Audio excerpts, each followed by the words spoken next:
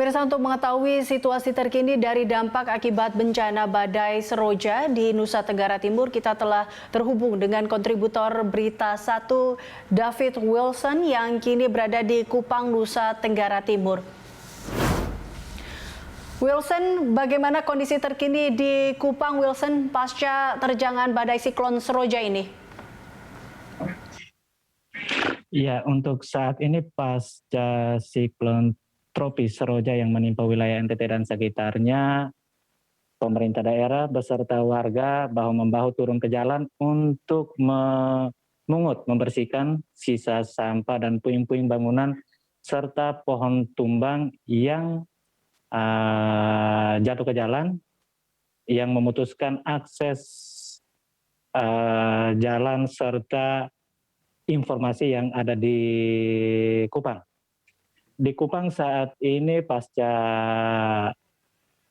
badai ekstrim, akses fasilitas umum seperti jalan, listrik, air bersih, telekomunikasi, serta gedung perkantoran dan sekolah, termasuk pintu masuk baik bandara dan pelabuhan sempat lumpuh total. Namun saat ini, hari ini sudah mulai kembali normal, berangsur normal, namun untuk cuaca masih, untuk warga sendiri masih trauma dengan kejadian ekstrim kemarin. Saat ini warga Kupang sendiri mulai kembali ke rumah yang terkena dampak saat sempat mengungsi ke rumah kerabat pada saat malam puncak cuaca ekstrim, memungut sisa bangunan yang dilihat masih layak digunakan. Kalau untuk di Kupang sendiri, data resmi yang dihimpun oleh BMKG, korban terdampak meninggal berjumlah 1 orang, sementara yang terdampak kurang lebih 2 ribuan, sementara bangunan serta gedung fasilitas umum belum didata secara keseluruhan.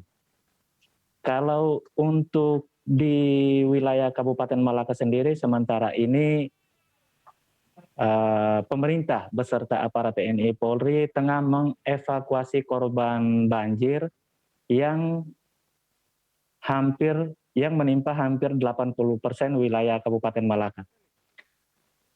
Proses evakuasi sendiri diutamakan bagi ibu-ibu serta anak yang dialihkan ke kamp pengungsian yang sudah disediakan oleh pemerintah setempat yang dinilai aman, serta menyuplai untuk kebutuhan pokok dan kebutuhan seperti air bersih, makanan, segala dengan obat-obatan ke korban pengungsian. Sampai saat ini di Kabupaten Malaka sendiri terdapat 3 orang yang dinyatakan meninggal.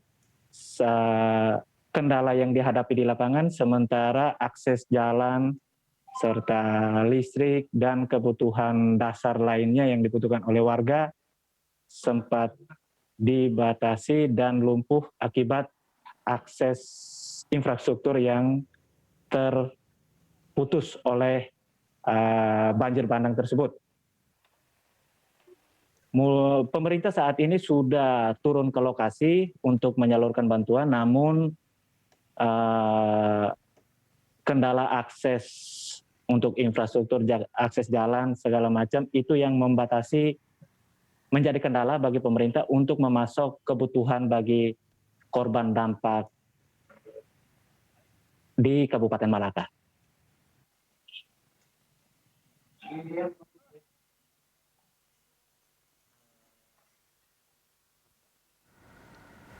Wilson, tadi Anda katakan ada kurang lebih 2 ribuan warga yang terdampak. Lalu bagaimana kondisi korban terdampak ini atau pengungsi di Kupang? Apakah tadi terkait dengan bantuan sejauh ini sudahkah terdistribusi dengan baik untuk para korban atau para pengungsi ini? Atau ada kendala lain selain tadi Anda katakan masih tertutupnya beberapa akses? Kalau untuk di wilayah Kota Kupang sendiri saat ini tidak ada dipusatkan penampungan untuk bagi pengungsi atau korban terdampak dari siklon tropis. Namun untuk daerah Kabupaten Malaka sendiri, oleh pemerintah daerah ditempatkan di daerah yang dianggap aman agar karena potensi untuk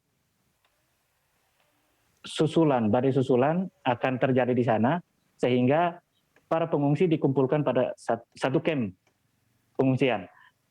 Untuk sementara di Kupang, untuk warga terdampak mereka memilih mengungsi ke kerabat sanak keluarga yang dianggap aman, sehingga dari pemerintah daerah sendiri tidak menyediakan tempat untuk pengungsian.